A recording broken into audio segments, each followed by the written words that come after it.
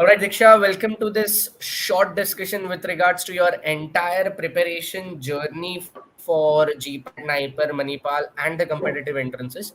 Before we get started, can you briefly help us with regards to your rank of different entrances and how did the preparation go? First of all, thank you, sir, for giving this opportunity to tell my journey with Pharma Elite. My name is Diksha Yadav, and my Manipal rank is 3. My GPAT rank was 22, and NIPER rank was 59.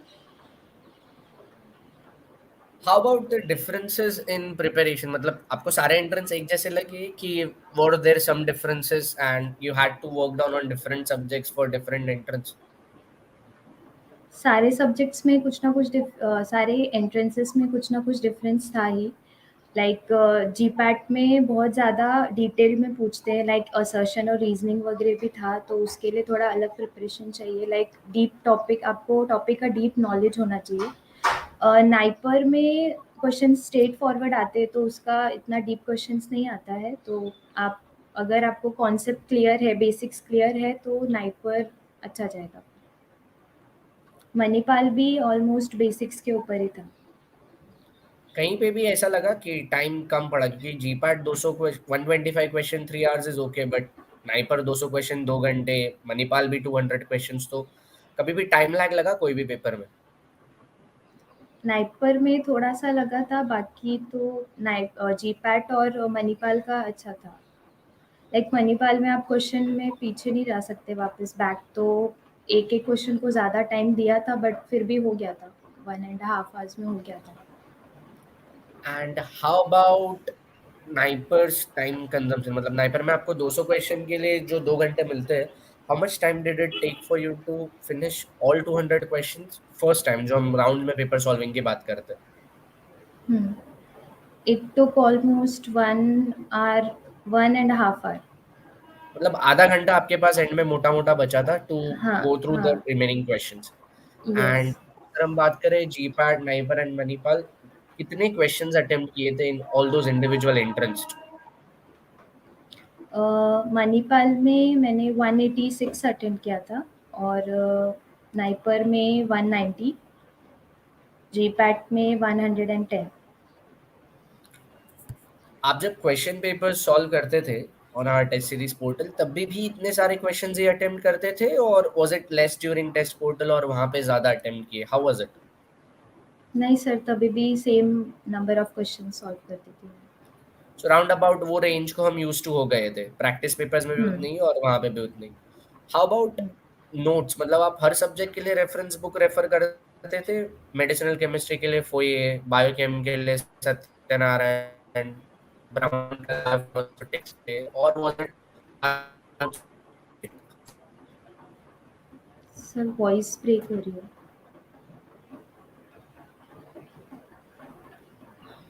Audible है Diksha? I was saying that आपका जो entrance का yes preparation sir. था with regards to different subjects, जो भी notes refer कर रहे थे आप, तो आपने क्या हर सब्जेक्ट के लिए रेफरेंस बुक रेफर किया था? जैसे हमने मान लो बायोकेमिस्ट्री के लिए सत्यनारायण पढ़ा, एनालिसिस के लिए बेकेट स्टैनलेक पढ़ा या सुप्रिया महाजन पढ़ा, या फिर बायोकेमिस्ट्री के सत्यनारायण के सिवाय लेनिंजर भी पढ़ा या ब्रह्मनकर भी पढ़ा फॉर बायोफार्मास्यूटिक्स एंड बायोकेम, जो भी अलाइड सब्जेक्ट्स है। सो रेफरेंस बुक के पास जाना पड़ा था या Pharma Elite notes were enough? Pharma Elite notes were enough, but starting में मैंने सोचा कि थर्ड ईयर में मैंने स्टार्ट किया था, तो आई थॉट कि मुझे एक बार गो थ्रू करना चाहिए सब्जेक्ट्स को रेफरेंस बुक से, जो इम्पोर्टेंट चैप्टर्स है। तो मैंने लैक्मेन से पैरेंटल्स टैबलेट्स वगैरह एक बार रीड किया था, और बायोकेम के लिए तो मैंने नोट से रेफ़र किया था अपना फार्माइलाइट का। बाकी एनालिसिस के लिए हमें सेम 7 में था, तो वो कॉलेज से बुक मिली थी, तो मैं वो रेफ़र करती थी एनालिसिस के लिए। और टाइम कितना सेव हुआ with regards to solving question papers and with regards to referring notes from Pharma Elite and notes of different reference book? Pharma Elite में नोट्स बहुत कंसाइज़ और प्रिसाइज़ थे, तो उससे टाइम बहुत बच जाता था, क्योंकि उसमें इम्पोर्टेंट जो टॉपिक्स थे, इम्पोर्टेंट जो एरियाज़ थे जो फ़ोकस करने के लिए, वही थे। तो वो रीड करने से ऑलमोस्ट पूरा कॉन्सेप्ट क्लियर हो जाता था नोट से। And paper solving, how did that help with regards to Pharmylite test series portal to score the number of marks which we got in? Test has helped me a lot because from the starting only I was giving test for each and every topic and then FLT. So it helped me a lot because I was getting to know where I'm going wrong and in which areas do I need to excel myself or improve myself. So test portal was very important for my journey. How did cluster paper help into the preparation? जो cluster के papers थे अपने, which was imbalanced with regards to subjects, how did that help in? हाँ, वो तो starting में cluster solve किए थे तो बहुत सारे क्वेश्चंस रॉन्ग जा रहे थे क्योंकि बहुत सारे ऐसे क्वेश्चंस थे जो कभी एक्सपेक्ट ही नहीं किया था या वो कभी पढ़ा ही नहीं था। वो बहुत ज़्यादा बेसिक लेवल के थे। तो स्टार्टिंग में तो बहुत कम मार्क्स आ रहे थे क्लस्टर में, लेकिन जब वही पेपर्स वापस सेकंड टाइम सॉल्व किए तो इम्प्रूव हो रहे थे मार्क्स। तो उन्होंने बहुत हेल्प किया, लाइक अगर वो क्वेश्चंस आपने नहीं देखे तो वो एक बार तो वो देख ही लेते हैं हम क्वेश्चंस, तो आइडिया आ जाता है। ओवरऑल फार्मालाइट टेस्ट सीरीज पोर्टल पे जितने भी क्वेश्चन पेपर्स थे, चैप्टर बोलो, सब्जेक्ट बोलो, फुल लेंथ बोलो, सेमी फुल लेंथ बोलो, previous year question papers of GPAT बोलो एंड क्लस्टर पेपर्स, हर एक पेपर सिर्फ एक ही बार सॉल्व किया था या मल्टीपल टाइम्स कुछ पेपर सॉल्व किए थे? कुछ पेपर्स मल्टीपल टाइम सॉल्व किए थे, जो सब्जेक्ट वाइज थे या टॉपिक वाइज थे वो भी कुछ सॉल्व किए थे, और एफएलटीज तो 2 बार सॉल्व किया ही था सब। क्लस्टर्स भी ऑलमोस्ट सारे 2 टाइम्स सॉल्व किए थे। एक बार जीपैट के वक़्त और मैं बाद में नाइपर के टाइम पे भी गो थ्रू किया था क्वेश्चंस को। सो द एग्जैक्ट रैशनल है कि जो गलती पहली बार पेपर सॉल्व करने में की थी वो गलती इस बार वापस रिपीट नहीं होनी चाहिए, that means that we are improvising. Yes sir. How about live lectures, revision lectures, and Q&A sessions of Pharmylite? How did that help in the entire preparation journey? That was the starting of my journey because जब मैंने join किया था तो मैं सिर्फ lectures attend करती थी, तो लेकिन लेक्चर्स सारे टाइम टू टाइम मैंने अटेंड किया है, तो वो उससे बहुत हेल्प मिली मुझे। तो उसके बाद सेम एग्ज़ाम्स वगैरह आ जाते थे तो मैं उस पे फ़ोकस करती थी, but after same 6 I decided to just focus on GPAT because तभी टाइम कम बचा था। तो मैंने जो भी चैप्टर्स इन रनिंग चल रहे थे फार्माइलेट के लाइव लेक्चर्स में, तो वो चैप्टर्स कंप्लीट होने के बाद मैं उसको नोट से रीड करती थी और फिर उसका टेस्ट देती थी। फिर टेस्ट एनालिसिस वगैरह करती थी, तो जो क्वेश्चंस रॉन्ग जा रहे थे उसको डिटेल में पढ़ लेती थी। तो वैसे मैंने सारे चैप्टर्स कर लिए। कहीं भी ऐसा लग रहा था स्टार्टिंग में दैट ये रैंक अचीवेबल है या नहीं है, कि थ्रू आउट द जर्नी आपने सोच के रखा था बॉस वॉट एवर हैपन्स मेरे तो सारे एंट्रेंस में टॉप 100 ही रैंक चाहिए? How was that journey? नहीं सर, स्टार्टिंग में तो ऐसा कुछ डिसाइड नहीं किया था। स्टार्टिंग में तो बस जॉइन कर लिया था कि पता था सिर्फ जीपैट है ऐसा, और वो मास्टर्स के लिए कंपलसरी है एंट्रेंस, तो इसलिए जॉइन किया था वो। तो बाद में फिर जैसे-जैसे पढ़ते रही तो पता चला कि अगर फ़ोकस किया अच्छे से तो हो सकता है अच्छा। उसके बाद फिर टारगेट किया कि टॉप 100 में तो आना ही है, उसके बाद वो टॉप 50 भी हो गया था। तो वैसे अगर पढ़ाई करते रहेंगे तो कॉन्फिडेंस आता ही है अपने आप की। रिवीजन बहुत टाइम कर लिया था, ऑलमोस्ट 5 टू 6 टाइम्स रिवीजन हो चुका था, तो रिवीजन ने बहुत हेल्प किया था। हमने कोलॉजी के लिए केडी त्रिपाठी, स्पर्श गुप्ता टच किया था, और हाउ वाज इट? स्पर्श गुप्ता देखा था सर हर चैप्टर के लिए। कंप्लीट करने के बाद जैसे चैप्टर कंप्लीट हुआ तो पहले फार्माइलेट के नोट से, उसके बाद अगर रेफरेंस बुक स्पर्श गुप्ता में कुछ एक्स्ट्रा वर्डिंग्स है या एक्स्ट्रा लाइन इंपॉर्टेंट पॉइंट्स है तो वो मैं नोट डाउन करती थी, उसके बाद टेस्ट देती थी। By any chance physical pharmacy के लिए मार्टिन और जो सेमेस्टर 1 2 3 के सब्जेक्ट्स होते हैं, did we go to that as well कि notes were enough? Notes were enough sir, उसके लिए नहीं रेफर किया कुछ भी। सो प्रोबेबली नोट्स सेमेस्टर में 1 सब 2 कुछ 3 4 प्रिसाइज के जो था। भी टॉपिक्स थे उसके सब्जेक्ट्स। ओके, मतलब 1 2 3 4 सेमेस्टर्स के जो सब्जेक्ट्स थे, टू अ ग्रेट एक्सटेंट वहां पे तो we were with notes only, we didn't go to reference book and that helped in to a great extent. How about yes. Chemistry? लोगों को organic chemistry, name reactions, acidity, basicity, stereo chem बहुत tough लगता है, तो what was your way of preparation for that? Sir name reactions तो आपने लिया था और वो बहुत अच्छे से हो गया था। ऑफलाइन लेक्चर में भी संडे टू संडे आते थे, तो उसमें जब नेम रिएक्शंस आपने लिया था तो वो एकदम अच्छे से दिमाग में गया था। तो उसके बाद से तो इतना रिवीजन का उसको ज़रूरत ही नहीं पड़ी थी, बिकॉज आप कोई भी रिएजेंट बोलो तुरंत याद आता है, रिएजेंट, रिएक्टेंट, प्रोडक्ट्स। तो नेम रिएक्शंस तो बहुत अच्छे से हुआ। और केमिस्ट्री प्रीतिश सर ने लिया था तो वो भी बहुत अच्छे से बेसिक से स्टार्ट करते, तो वो भी क्लियर हो गया था अच्छे से। कभी भी कोई भी सब्जेक्ट ऐसा लगा थ्रू आउट प्रिपरेशन की ये डे वन को भी मेरे लिए टफ था और आज एग्जाम के एक दिन पहले भी मेरे लिए टफ है?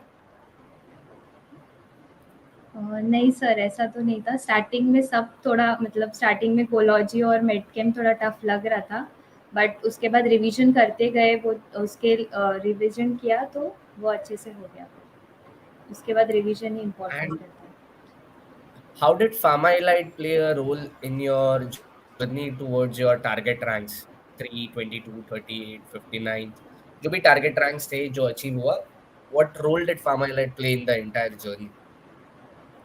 Pharmylite only played an important role because आपने ही इतना मोटिवेट किया कि yes you can do it, आप करोगे तो हो जाएगा। तो आपने ही हेल्प किया इतना मोटिवेट। Pharmylite ने, बैक एंड टीम ने हमेशा हेल्प किया, जो भी नोट्स या जो भी टेस्ट का हमें चाहिए था एक्सेस, वो सब कुछ टाइम टू टाइम मिला। तो उसकी वजह से हमारा प्रिपरेशन बहुत ईजी हो गया था। कभी भी पूरे जर्नी में ऐसा लगा क्या कि नहीं हो पाएगा, इट्स नॉट पॉसिबल, रैंक नहीं निकाल पाएंगे, ऐसा कभी भी ऐसा फील हुआ पूरे जर्नी में? जब फुल लेंथ टेस्ट में कम मार्क्स आते थे तो ऐसा लगता था कि मार्क्स बढ़ क्यों नहीं रहे स्टार्टिंग में। कुछ कुछ टेस्ट में तो हम फेल भी होते थे, तो उससे थोड़ा डीमोटिवेशन आता था। बट वो आपने ही बोला था कि स्टार्टिंग से टेस्ट देंगे, भले ही कितना भी कम मार्क्स आए, लेकिन at least we are improving. Only 1%, then also it's 365 days. तो इसलिए अगर करेंगे, मोटिवेशन तो आएगा, सैचुरेट तो होंगे ही हम, लेकिन अगर गोल पे एकदम क्लियर है हमारा कि हमें करना ही है, तो nothing can stop us. Any special message for all the upcoming students with regards to their GPAT NIPER preparation? My advice to aspirants of GPAT and NIPER is that the main thing is you should be clear with your target, and then comes the consistency. If you are consistent in your preparation, you are determined to your goal, then you can surely achieve it. कभी ऐसा feel होता था कि आज बहुत saturate हो गया, आज नहीं पढ़ना है, इट्स इनफ इज इनफ, बस हो गया, it's getting too much? Because सुबह लेक्चर, कभी शाम को लेक्चर, रात को 9-10 बजे वाले लेक्चर्स, ऑफलाइन लेक्चर के बाद शाम को online lecture, and I remember you are one of दो स्टूडेंट्स जो मंडे को इंटरनल का पेपर होता तो भी संडे लेक्चर के लिए आता था ऑफलाइन। सो कभी ये सैचुरेशन, फ्रस्ट्रेशन कुछ रोल प्ले हुआ? हाँ सर, कभी-कभार हो जाता था, लाइक संडेज़ को ज़्यादा होता था, ऑफ़लाइन लेक्चर के बाद 1 आवर के बाद डायरेक्ट ऑनलाइन लेक्चर्स। बट सोच तो ऐसी थी कि अगर करना है तो करना है, और अगर कुछ चाहिए, कुछ करना है तो सैक्रिफाइसेस तो करने पड़ेंगे। तो कभी गिव अप इसलिए करने जैसा फील नहीं हुआ कि छोड़ो जाने दो, बस हो गया, जो होगा आई एम ओके? नहीं, 1-2 बार हुआ था ऐसा, बट बाद में सँभाला खुद को कि इतना दूर आ गए हैं, इतना जर्नी कवर कर लिया है, तो आगे तो जाना ही है अब, कुछ भी हो जाए। What makes Pharmylite different and how did that become a choice for your journey? uh, Pharma Elite is always different from other classes because first of all the motivation we get from you. हम सिर्फ ये नहीं सीखते कि पढ़ाई कैसे करनी है या क्या, आप लाइफ में क्या करना चाहिए या लाइफ में मोटिवेटेड कैसा रहना चाहिए, सेल्फ बिलीव कैसे होनी चाहिए, वो सब कुछ आपसे सीखा है सर। और बाकी जो भी नोट्स है वो बहुत अच्छे हैं। कोलॉजी और मेडकेम एक साथ रहता है, तो वो चैप्टर को ज़्यादा टाइम नहीं लगता हमें कवर करने के लिए। तो रिवीजन फिर अच्छे से हो जाता है, हम उसी टाइम पे स्ट्रक्चर्स देख सकते हैं, उसी टाइम पे फंक्शनल ग्रुप्स वगैरह देख सकते हैं। तो वो एक साथ हो जाता है, सारे नोट्स एकदम कंसाइज़ और प्रिसाइज़ मैनर में रहते हैं, जो इम्पोर्टेंट है वही है। तो वो इम्पोर्टेंट है।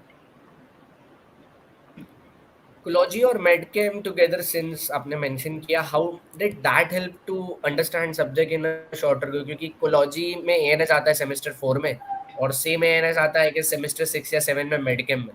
जब वो दोनों साथ में हो रहे थे फॉर ऑल द सब्जेक्ट्स, कैसे टाइम बचा, कैसे चीजें इजीली कोरिलेट हुई, एंड कैसे understanding became more sustainable?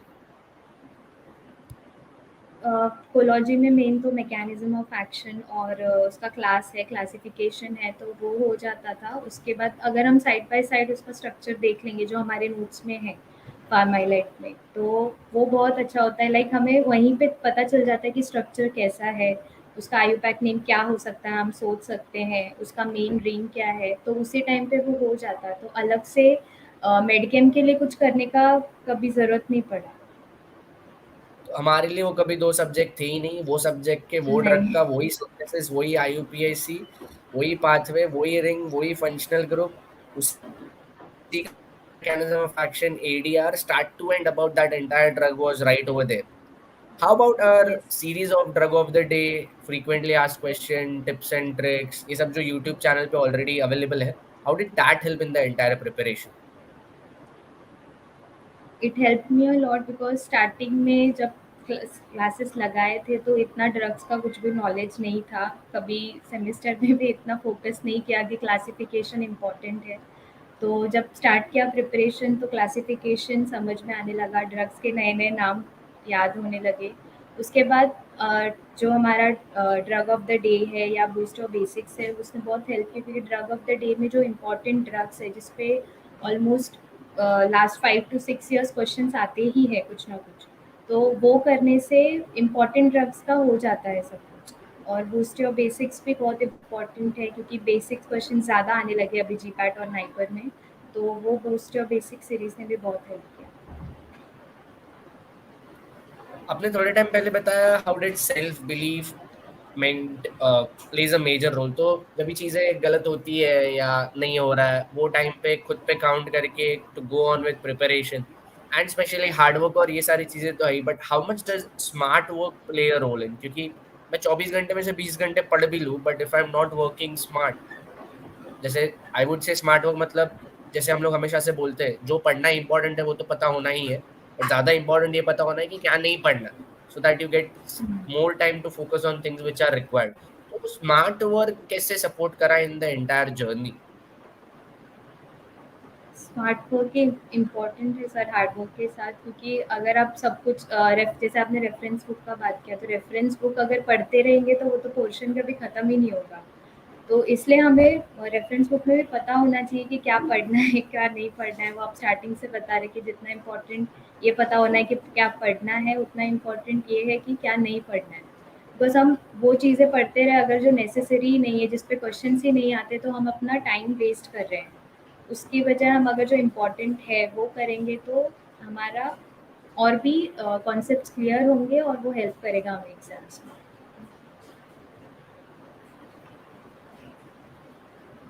So basically क्या पढ़ना है वो तो इम्पोर्टेंट है ही, बट क्या नहीं पढ़ना है वो ज्यादा इम्पोर्टेंट है, so that we can save our time on to. Thanks a lot for your valuable time. All the best for the upcoming future. Niper is waiting to welcome you. And for sure, Pharma Light students and we all will be there for the required support. Thanks a lot for your time, Diksha. Thank you so much sir.